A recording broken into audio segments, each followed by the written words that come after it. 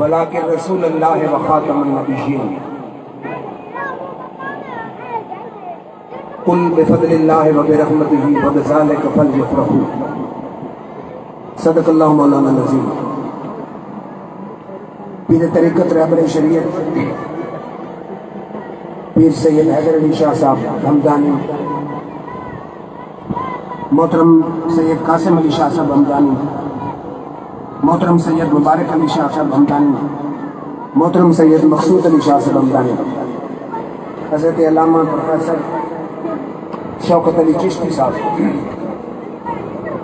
اور حاضرین جی احترام، سب سے پہلے میں قابل سر تکریم و احترام سادات کرام کہ جن کی ذاتی کوشش سے 29ویں سال سے میلاد النبی صلی اللہ علیہ وسلم کا یہ حسین جلوس انعقاد پذیر ہو رہا ہے۔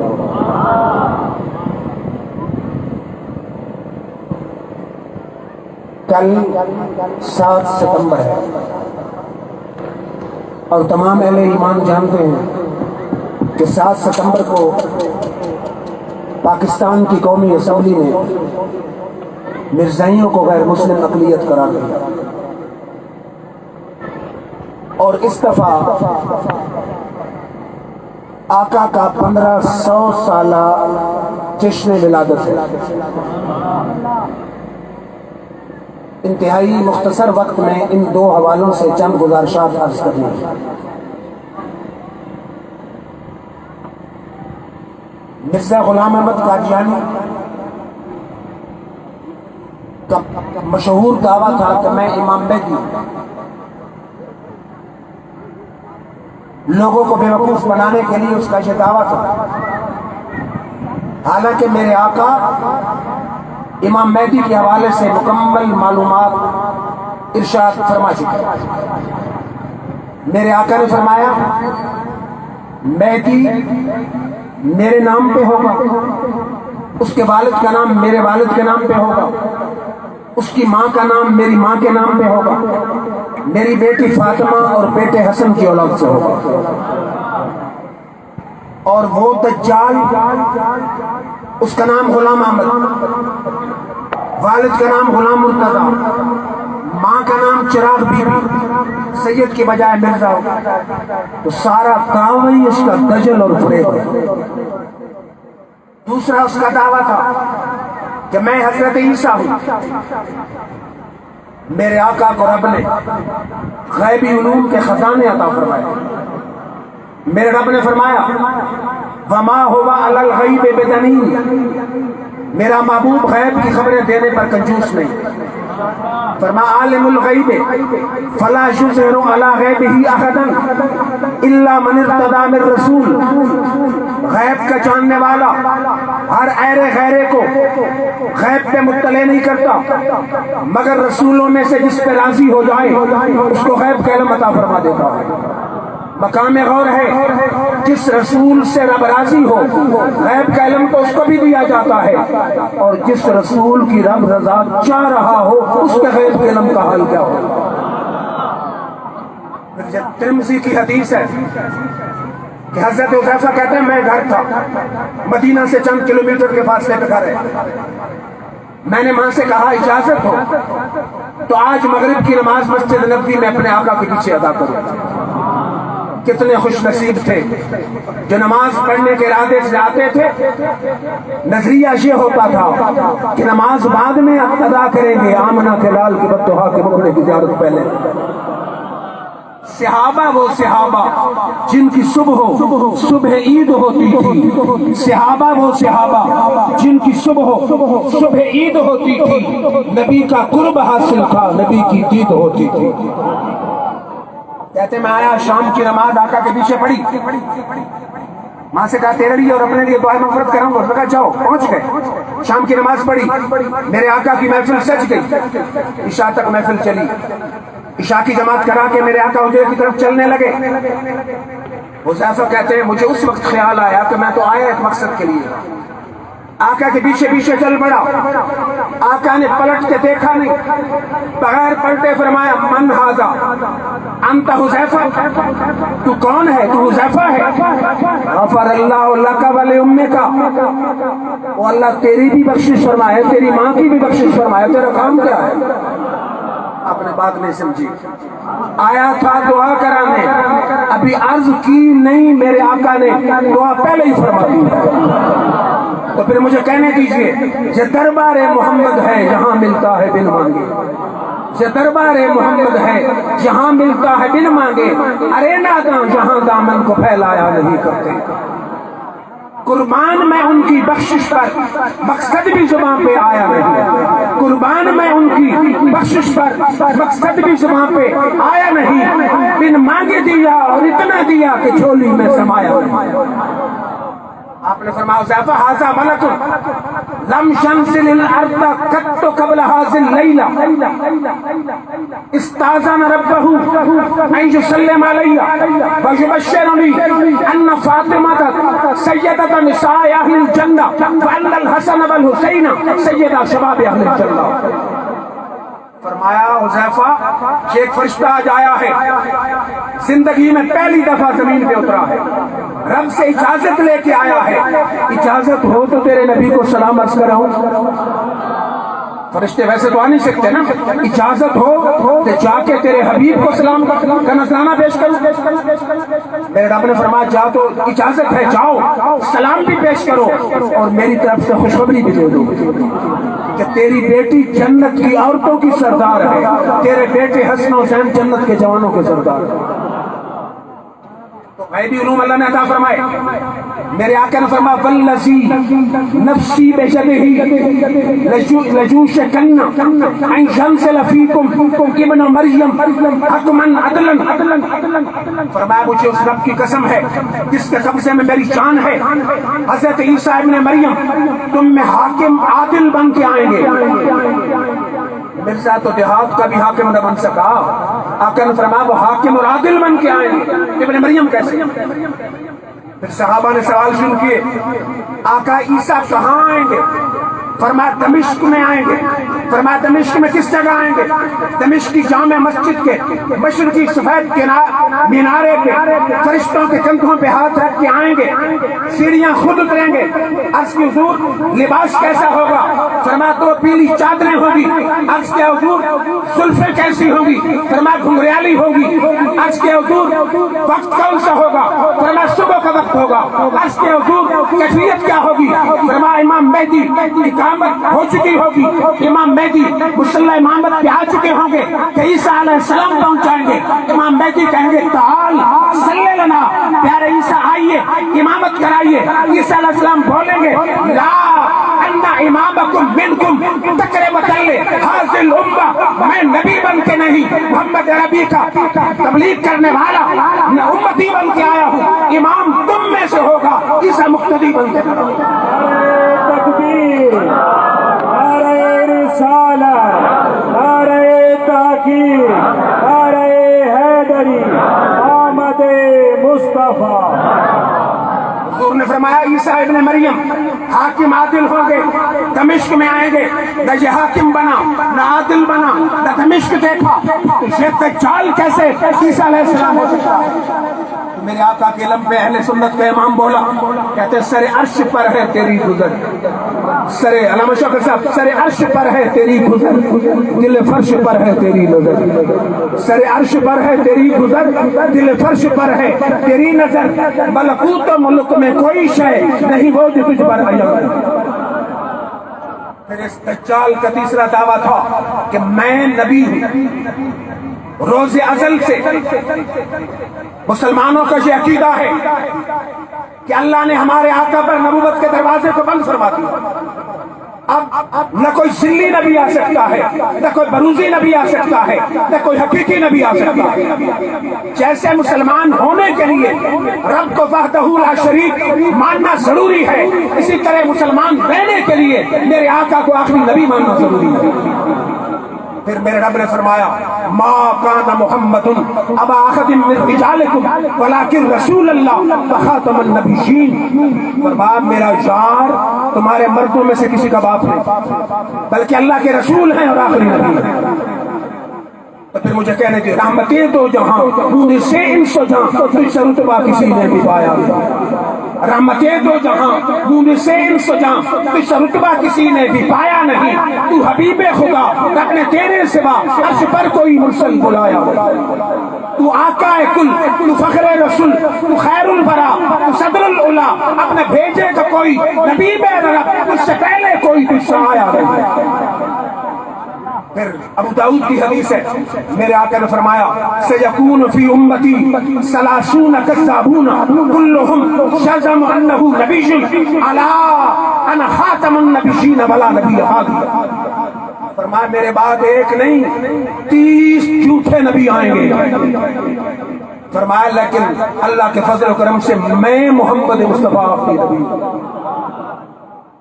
اور بخاری اور مسلم کی حدیث ہے، میرے آقا نے فرمایا کانت بنو اسرائیل تسوسهم الانبیاء کلما ہلک نبی خلف نبی وانه لا نبی بعدی سیکون خلفا، فرمایا بنی اسرائیل میں نبی آتے تھے، ایک نبی جب مثال کرتا دوسرا آ جاتا، فرمایا لیکن یاد رکھو میرے بعد کوئی نبی نہیں، میرے بعد خلیفے ہوں گے۔ اور مقام غور ہے، میرے آقا غزوہ تبوک پہ جانے لگے، علی شیر خدا کو قائم مقام بنایا، انہوں نے کہا مجھے بچوں اور عورتوں میں چھوڑ کے جا رہے، میرے آقا نے فرمایا اما ترضی ان تکون منی بمنزلۃ ہارون من موسیٰ، علی اس بات پہ راضی نہیں ہو تیرا میرا وہ تعلق ہو جو موسیٰ علیہ السلام اور ہارون علیہ السلام کا تھا۔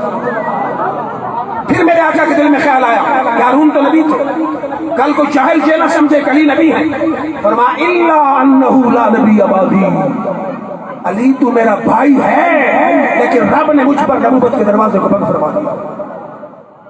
تو اہل ایمان مقام غور ہے، بدر کا ہیرو، حنین کا ہیرو، عہد کا ہیرو، خیبر کا ہیرو، خندق کا ہیرو، صحابہ میں شامل، اہل بیت میں شامل، خلفاء میں شامل، عشرہ مبشرہ میں شامل، اصحاب بدر میں شامل، اصحاب بیت رضوان میں شامل، مدینہ العلم کا دروازہ، ولایت کا منبع، اگر نبی نہیں بن سکتا تو کھانا دجال کیسے نبی بن سکتا؟ اور مقام غور ہے، میرے آقا کی حدیث ہے، فرمایا فی قصۃ العرض علی اللہ تعالی یوم القیامہ فاضی الناس الی انبیاء علیہ السلام، قیامت کے ہولناک گھڑیوں میں تمام نسل انسانی، یہ مسلم کی حدیث ہے، نبیوں کے دروازوں پہ آئے گا۔ عیسی علیہ السلام کے بعد ساری نسل انسانی کا جلوس آئے گا کہ اللہ سے عرض کیجیے جنت یا دوزخ دے، ساروں کتاب شروع کر دیں۔ صرف سنی نہیں، اہل حدیث بھی، اہل تشیع بھی، دیوبندی بھی، سکھ بھی، یہودی بھی، لبرل بھی، سارے اکٹھے ہو کے نبیوں کے دروازوں پہ آئیں گے۔ عیسی علیہ السلام کہیں گے اذهبوا الی غیری، اذهبوا الی محمد، جاؤ کسی اور کے پاس، جاؤ محمد عربی کے پاس، فیاتون محمد صلی اللہ علیہ وسلم، ساری نسل انسانی کا جلوس تیرے میرے نبی جناب محمد مصطفیٰ کے طرف پہ آئے گا، کہیں گے فیاتون محمد صلی اللہ علیہ وسلم، حضور کے پاس آئے گا، کہیں گے یا محمد انت رسول اللہ وانت خاتم الانبیاء، اے محمد عربی آپ اللہ کے رسول ہیں اور آخری نبی ہیں، اگر آپ بھی ہمیں لوٹا دیں گے تو اب تو کوئی نبی کا در باقی رہا ہی۔ آقا کی ختم نبوت کے ڈنکے صرف اس دنیا میں نہیں، میدان معاشر میں بھی بج رہے ہوں گے، اور شفاعت کے ڈنکے بھی وہاں بج رہے ہوں گے۔ تو علامہ شوکت سیالوی کی نظر کروں گا شعر کہ کچھ نہ کرنی پڑے گی تلافی مجھے، میدان معاشر کے حوالے سے کچھ نہ کرنی پڑے گی تلافی مجھے، مل ہی جائے گی حق سے معافی مجھے، عشق شاہ پیغمبر ہے کافی مجھے، رخت راہ عدم کی ضرورت نہیں، کعب و حسان کے ساتھ لائیں گے وہ میری بخشش مظفر کرائیں گے وہ، میں حبیب خدا کا پرستار ہوں، مجھ کو محشر کے غم کی ضرورت نہیں۔ تو میرے آقا کے بعد کوئی نبی نہیں آ سکتا، اس دعوے میں بھی وہ خبیث دجال جھوٹا۔ پھر میرے آقا کی ظاہری حیات کی آخری سال سمجھے، آ گیا مسلمہ قصہ، کہ میرے ہزاروں پیروکار ہیں، اپنے بعد مجھے خلیفہ نامزد کر دیں، ہم سارے کلمہ پڑھ لیں۔ ثابت بن قیس سامنے کھڑے تھے، میرے آقا نے فرمایا مسلمہ، اس ثابت کے ہاتھ میں کھجور کی چھڑی ہے، اگر تو ایمان چھڑی کے ٹکڑے پہ بھی کے بدلے میں لانا چاہے تو میں تیرا ایمان پھر بھی قبول نہیں۔ تو کہتا ہے نا کہ میرے بعد تمہیں خلیفہ بنا دیا جائے، ثابت کے ہاتھ والی چھڑی اس کے ایک ٹکڑے کے بدلے میں ایمان لا یہ بھی قبول ہے، اور میں تیرے ساتھ بات بھی نہیں کرنا چاہتا، اگر کوئی بات مزید کرنی ہے ثابت کے ساتھ۔ چلا گیا گھر جا کے دعوی نبوت کر، میرے آقا نے اپنا قاصد حبیب بن زید بھیجا، ہمارے والا عشق اور ایمان نہیں تھا جو صحابہ کا ایمان ہے۔ اس نے کہا انت تشہد ان محمد رسول اللہ، اس نے کہا خبیث مسلمہ کے سامنے تو گواہی دیتا ہے محمد اللہ کے رسول؟ حبیب بن زید اکیلے شیر مصطفیٰ کہتے ہیں ہاں گواہی دیتا ہوں محمد اللہ کا رسول۔ اس نے کہا انت تشہد انی رسول اللہ، کیا گواہی دیتا ہے میں اللہ کا رسول؟ اس نے کہا انا اسم لا اسمع، اس نے کہا میں تو بہرا ہوں کوئی بات سنتے ہوں۔ وہ کہتا گواہی دیتے ہو محمد اللہ کے رسول ہے؟ کہتا ہاں دیتا ہوں۔ کہتا گواہی دیتے ہو میں اللہ کے رسول ہے؟ کہتا میں سنتے ہوں۔ اس نے انگلیاں کاٹی،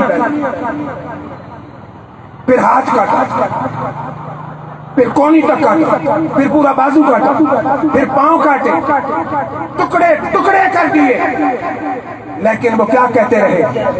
مسلمانوں کا شیوا ہے محمد سے وفا کرنا، مسلمانوں کا شیوا ہے محمد سے وفا کرنا، نماز عشق تلواروں کے سائے میں ادا کرنا۔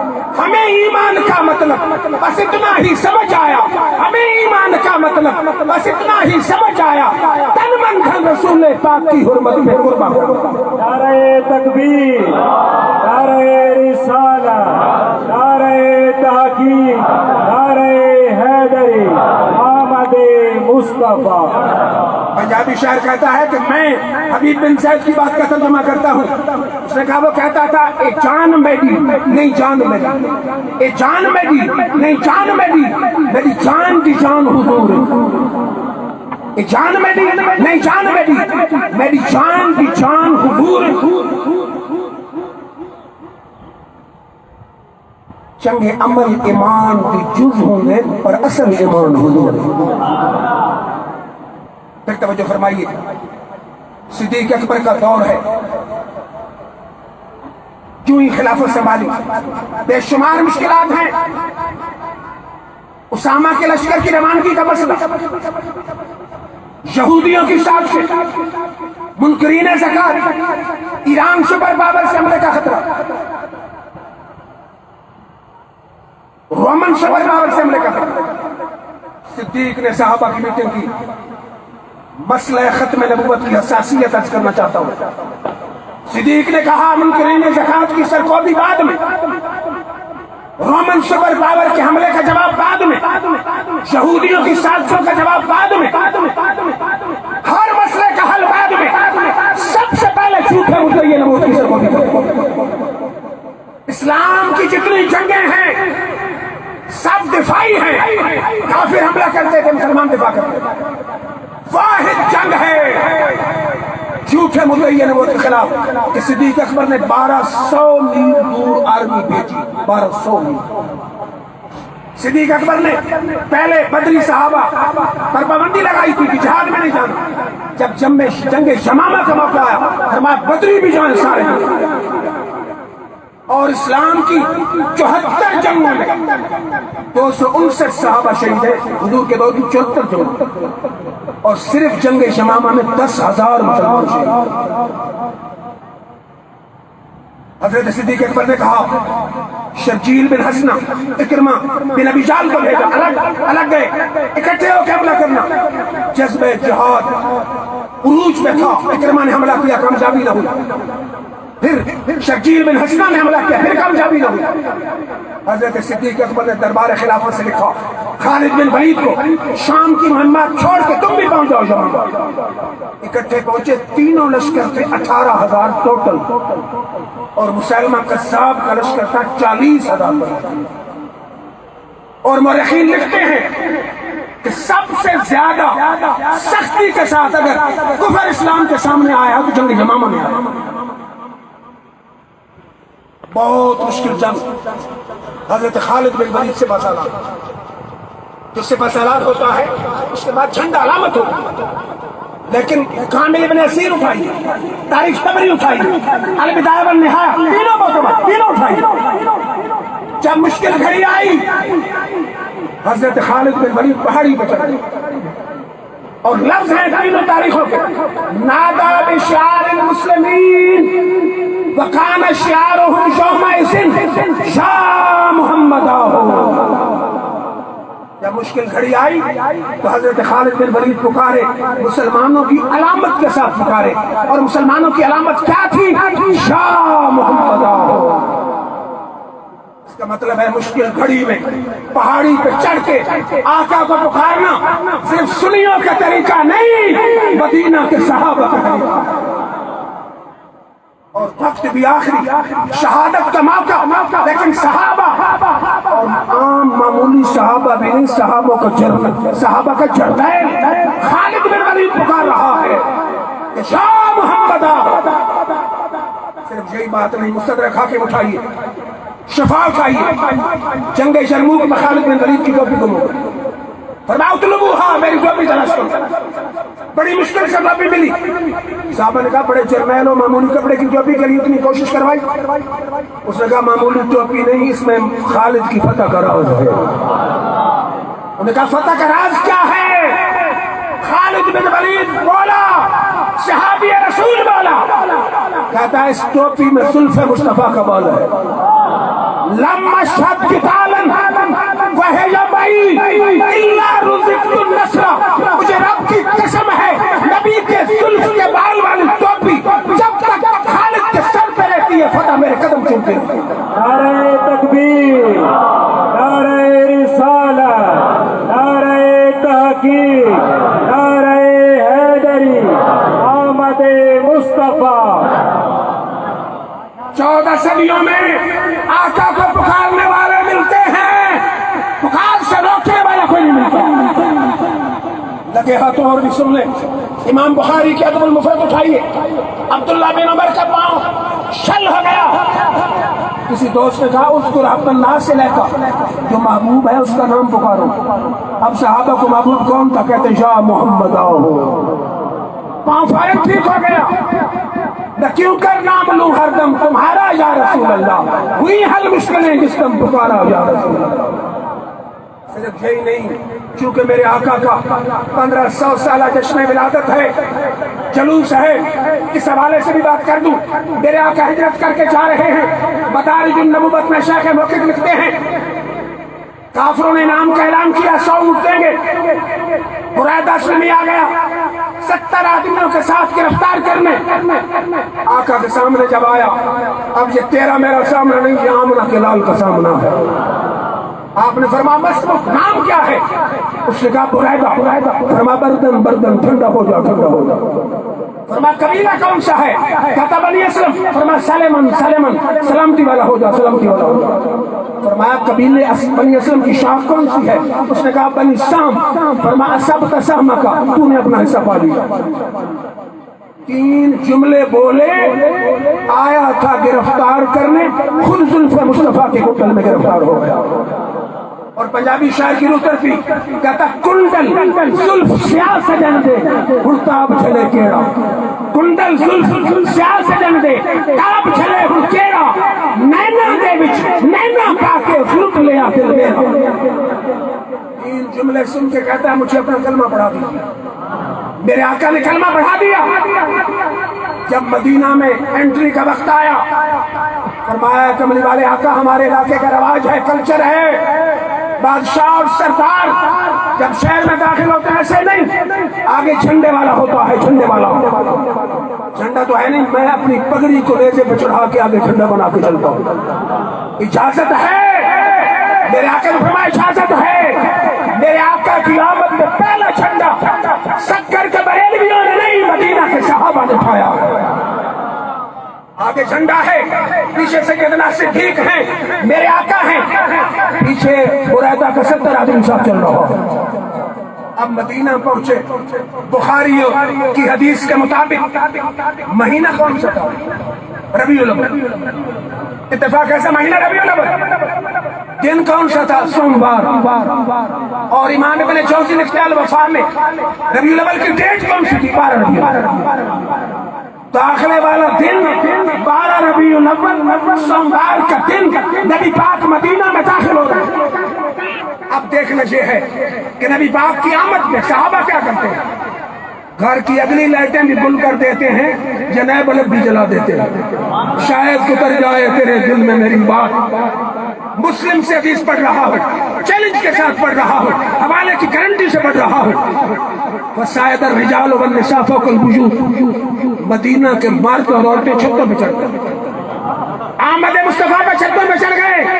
تفرق الخدم والغلمان فی الطرق، لڑکے اور غلام گلیوں میں پھیل گئے، ینادون یا محمد یا رسول اللہ، یا محمد یا رسول اللہ، یا محمد یا رسول اللہ۔ مدینہ کی گلیوں سے گونج آ رہی تھی، یا محمد یا رسول اللہ، یا محمد یا رسول اللہ، یا محمد یا رسول اللہ۔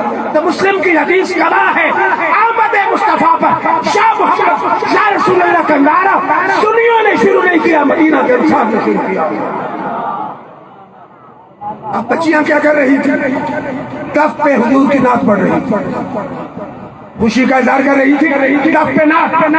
طلع البدر من ثنیۃ الوداع وجب الشکر علینا وعطا للہ داعی۔ اس الوداع، مہمانوں کو الوداع کرنے والی پہاڑی سے ہم پہ 14ویں کا چاند طلوع ہو گیا، اس کی آمد پر رب کا شکر ادا کرنا واجب ہو گیا۔ میری جٹ برادری بھی کھڑی ہے، عربی پڑھ دی، حفیظ جلندری سے ترجمہ کرا دیتا ہوں۔ کہتا کہیں معصوم ننھی بچیاں دف بجاتی تھی، کہیں معصوم ننھی بچیاں دف بجاتی تھی، رسول پاک کی جانب اشارے کرتے، کہیں معصوم ننھی بچیاں دف بجاتی تھی، رسول پاک کی جانب اشارے کر کے گاتی تھی۔ ہم بچیاں ہیں نجار کے عالی گھرانے کی، خوشی ہے آمنہ کے لال کے تشریف لانے۔ پھر حضور اونٹنی پہ سوار ہے، ہر صحابی چاہتا ہے میرے گھر مہمان بنے۔ میرے آقا امپیئرز اور سرداروں کی طرح دل توڑنے والے تو تھے نہیں۔ آپ نے فرمایا گھبراؤ نہیں، ناقتی مامورتن، میری اونٹنی کو رب کا حکم ہو چکا ہے، جہاں رب چاہے گا وہاں اونٹنی جا کے بیٹھے گی۔ مدینے کی گلیوں بازاروں سے گھومتی گھماتی ابو ایوب انصاری کی جھونپڑی کے سامنے بیٹھا۔ شہر کہتا ہے ماڑی کلی سی خوش بخت ایوب دی، ماڑی کلی سی خوش بخت ایوب دی، جتھے جا کے رکی راچی محبوب دی، نیویاں دا پرونا ہے میرا نبی، ماڑیاں تے چڑے ویکھ دے رہے۔ پھر صاحبان علم و دانش کھڑے ہیں۔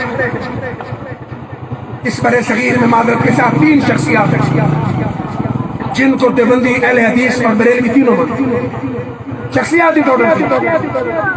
تینوں سے ذرا محفل میلاد کی بات نہ پوچھیں، تینوں شخصیات کو تینوں سلام کرتے۔ پہلے ہیں شیخ محقق شیخ عبدالحق محدث دہلوی، علم حدیث پھیلانے پورے ہندوستان پر ان کا احسان۔ وقت موت آیا، کسی نے حضرت علم دین پڑھا، خدمت دین کی، کوئی عمل ہے جس پہ گارنٹی ہو یقین کہ بخشش ہو جائے گی؟ گریبان میں جھانکا، سوچا ایسا عمل تو کوئی بھی نہیں جس کی گارنٹی ہو کہ قبول ہے۔ فرمایا ہاں ایک عمل ہے، مجھے یقین ہے رب سارے عمل رد کر دے، اس ایک عمل کی صدقے میری زندگی بتا دے۔ پوچھا کون سا عمل؟ فرمایا ہر سال بڑی محبت سے آقا کی آمد کی محفل سجاتا تھا، مجھے رب سے یقین ہے رب سارے عمل ضائع کر دے، رد کر دے، نبی کی محفل کے صدقے میری زندگی بنا دے گا۔ شاہ ولی اللہ محدث دہلوی رحمۃ اللہ علیہ دوسری شخصیت، گورنمنٹ کے مختلف نصاب میں ان کی کتابیں شامل، علماء دیوبند سلام کرتے ہیں، اہل حدیث سلام کرتے ہیں، اہل سنت سلام کرتے ہیں۔ لکھتے ہیں اپنے والد اپنی کتاب در سمین میں کہ ایک دفعہ میں تھا مکہ شریف میں، 12 ربیع الاول کی رات، آقا کے پیدائش والے مکان میں، مکان آج بھی محفوظ ہے اگرچہ ہے تبدیل ہے، مکان ہے، لوگ وہاں درود پڑھ رہے تھے اور آقا کے فضائل بیان کر رہے تھے۔ فرماتے میں نے اپنی آنکھوں سے رحمت اور نور اترتے دیکھا ہے۔ اس کا مطلب ہے کہ مکہ والے 12 ربیع الاول کی رات آقا کے پیدائش والے مکان میں آتے ہیں، دنیا کو بتانا چاہتے ہیں کہ آقا کا یوم پیدائش 12 ربیع الاول ہے۔ دوسری بات، شاہ ولی اللہ لکھتے ہیں کہ میرے والد شاہ عبد الرحیم ہر سال محفل سجاتے تھے، ایک سال گھر میں کچھ نہ تھا، سوچا محفل تو چھوڑنی نہیں، محفل سجائی، اختتام پر اور کچھ نہ تھا، بھنے وہ چھولے تقسیم کر، لیکن دل میں کلک، افسوس، مایوسی، شرمندگی، ندامت کہ آقا کی محفل کی شایان شان میں خدمت شرکا کی نہیں کر سکا۔ جب شرمندگی اور ندامت آتی ہے تو پھر آقا عاشق کے گھر خود آ جاتے ہیں۔ وہ اگر جذبہ کامل تو اکثر ہم نے دیکھا ہے وہ خود نزدیک آ جاتے ہیں، تڑپایا نہیں کرتے۔ رات کو شاہ عبد الرحیم سوئے، آقا خواب میں آئے، قسم قسم کے میلادوں کی محفلیں سجی تھی، فرمایا وہ شاہ عبد الرحیم والے چھولے اٹھا کے لے آؤ۔ علماء اس سے دلیل مستنبط کرتے ہیں آقا کی بارگاہ میں وزارتیں، صدارتیں، ڈالر، پاؤنڈ، کوٹھیاں نہیں دیکھی جاتی، دلوں کا خلوص دیکھا جاتا ہے۔ تیسرے ہیں حاجی امداد اللہ مہاجر مکی، معذرت کے ساتھ تمام اکابرین دیوبند کے پیر مرشد، مولانا محمد قاسم نوتری بانی دارالعلوم دیوبند کے پیر، مولانا اشرف علی صاحب تھانوی دیوبندی کے پیر، مولانا خلیل احمد نبیٹوی دیوبندی کے پیر، مولانا رشید احمد گنگوئی کے پیر۔ ان کی کتاب ہے شمائم امدادیہ، ان کے ملفوظ جمع کرنے والے مولوی اشرف علی تھانوی، جن کو کہتے ہیں کہ علماء علماء دیوبند۔ آپ فرماتے ہیں حاجی امداد اللہ لکھتے ہیں کہ محفل میلاد اہل حرمین کرتے ہیں، ہمارے لیے اتنی دلیل کافی ہے۔ آپ نے بات نہیں سمجھی، حاجی امداد اللہ تھے 1857 عیسوی میں، 1857 جنگ آزادی میں، اس کا مطلب ہے 1857 میں محفل میلاد صرف پاک پر صغیر میں نہیں، مکہ اور مدینہ میں بھی ہوتی تھی۔ آپ فرماتے ہیں محفل میلاد اہل حرمین کرتے ہیں، لکھنے والا حاجی امداد اللہ مہاجر مکی، ملفوظات جمع کرنے والے مولوی اشرف علی تھانوی، کہتے ہیں اتنی دلیل کافی ہے، اور فرماتے ہیں حضور کا ذکر غلط کیسے ہو سکتا ہے، مذموم کیسے، ذکر ہو مصطفیٰ کا اور ناپسند کا۔ اور فیصلہ ہفت مسئلہ ان کی کتاب ہے، یہ بھی ذرا دیکھتے جائیں۔ گورنمنٹ نے شاہ کی کہ بریلویوں، بعض کے پیر، دیوبندیوں کے پیر، ان کی بات حجت ہوگی دونوں کے لیے، جھگڑا ختم ہو جائے۔ جب گورنمنٹ اپنی سطح پہ میلاد منا رہی ہے تو جھگڑا نہیں ہونا چاہیے۔ حاجی امداد اللہ مہاجر مکی فیصلہ ہفت مسئلہ میں لکھتے ہیں، مارکیٹ سے عام کتاب ملتی ہے چند صفحوں کی، فرماتے ہیں مشرف فقیر کا یہ ہے کہ ذریعہ برکات سمجھ کر ہر سال خود محفل سجاتا ہوں۔ تم جائز کے ناجائز کے چکر میں ہو، میں خود محفل سجاتا ہوں اور قیام میں لطف و لذت پاتا ہوں۔ جب لوگ کھڑے ہو کر صلاۃ و سلام پڑھتے ہیں میرے دل کو سکون حاصل ہوتا ہے۔ اور اگلا پوائنٹ بھی ہمارا اہل سنت کا عقیدہ ہے، علامہ صاحب بیٹھے ہیں، میں تو طفل مکتب ہوں، ہمارا عقیدہ یہ ہے کہ آقا ہے مزار انور میں، کائنات کی ساری محفلیں میرے آقا کے سامنے ہیں۔ قرآن کہتا فَسَجَرَ اللَّهُ وَرَسُولُهُ عَمَلَكُمْ، اللہ بھی تمہارے عمل دیکھتا، اس کا رسول بھی دیکھتا۔ اور میرے آقا کی حدیث ہے، فرمایا رفعت لجت الدنیا وانا انظر الیها فإلهها کائن الى یوم القیامت کانما انظر الى کفی هذه۔ دنیا میرے سامنے بلند کر دی گئی، اس میں ہونے والے قیامت تک کے واقعات کو یوں دیکھ رہا ہوں جیسے اپنی ہتھیلی کو دیکھ رہا ہوں۔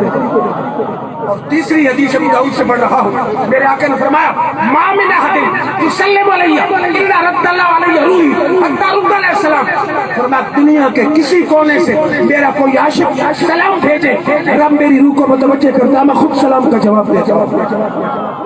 ہمارا عقیدہ یہ ہے کہ سکر کی محفل میرے آقا کی مزار میں آقا کے سامنے ہے، لیکن حاجی امداد اللہ مہاجر مکی، ان کی قبر پہ رب لاکھوں رحمتیں کرے، وہ کہتے ہیں باقی رہا محفل میں آقا کا آنا کوئی ناممکن امر نہیں ہے، آقا چاہیں تو مدینہ سے چل کے محفل میں آ بھی جاتے ہیں، لیکن نہ ہر ایرا غیرہ ان محفلوں میں آتا ہے، نہ ہر ایرا غیرہ یہ محفل سجاتا ہے، آتا بھی وہی ہے، سجاتا بھی وہی ہے، جس کی منظوری مدینہ سے ہو جاتی ہے، جسے چاہا در پہ بلا لیا، جسے چاہا اپنا بنا لیا، یہ بڑے کرم کے ہیں فیصلے، یہ بڑے نصیب کی بات ہے۔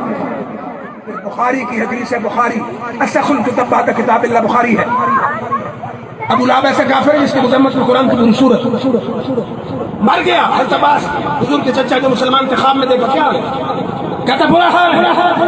لیکن جب سوموار کی رات آتی ہے، جس انگلی کے اشارے سے میں نے سبیبہ لونڈی کو آزاد کیا تھا اس سے رطوبت ملتی ہے، چوستا ہوا عذاب میں کمی ہوتی ہے.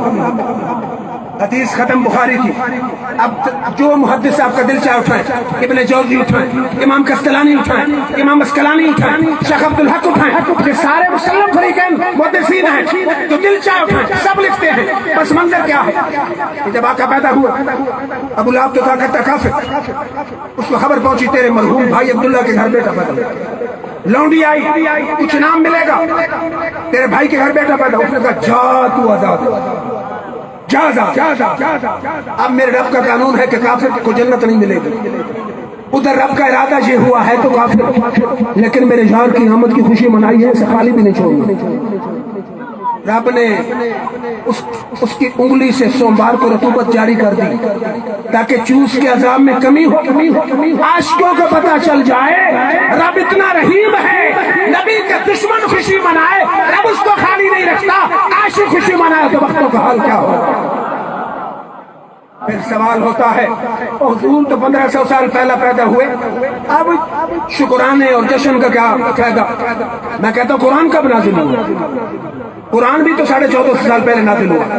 اگر 1450 سال بعد جشن قرآن منانا جائز ہے تو جشن صاحب قرآن منانا بھی جائز ہے. اور پھر بخاری کی حدیث ہے، میرے آقا آئے مدینہ میں، مدینہ کے یہودی 10ویں محرم کو روزہ رکھتے تھے. آپ نے فرمایا کیوں روزہ رکھتے ہو؟ انہوں نے کہا اس دن اللہ نے فرعون سے موسیٰ علیہ السلام کو نجات دی. ہم اللہ کا شکر کرو.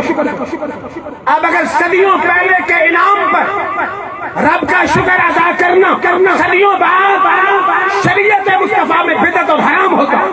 حضور فرماتے یہودیوں بڑے پاگل ہو، صدیوں پہلے اللہ نے موسیٰ علیہ السلام کو نجات دی، موسیٰ علیہ السلام بھی دنیا سے چلے گئے، عیسیٰ علیہ السلام بھی چلے گئے، اب کیا شکر.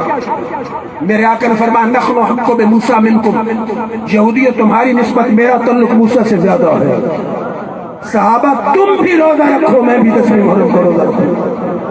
میرے آقا نے 10ویں محرم کو روزہ رکھ کے صحابہ کو حکم دے کے دنیا کو بتا دیا کہ صدیوں پہلے رب انعام کرے، صدیوں بعد اس کا شکر ادا کرنا بدعت نہیں، سنت مصطفیٰ بھی ہے اور حکم مصطفیٰ بھی ہے.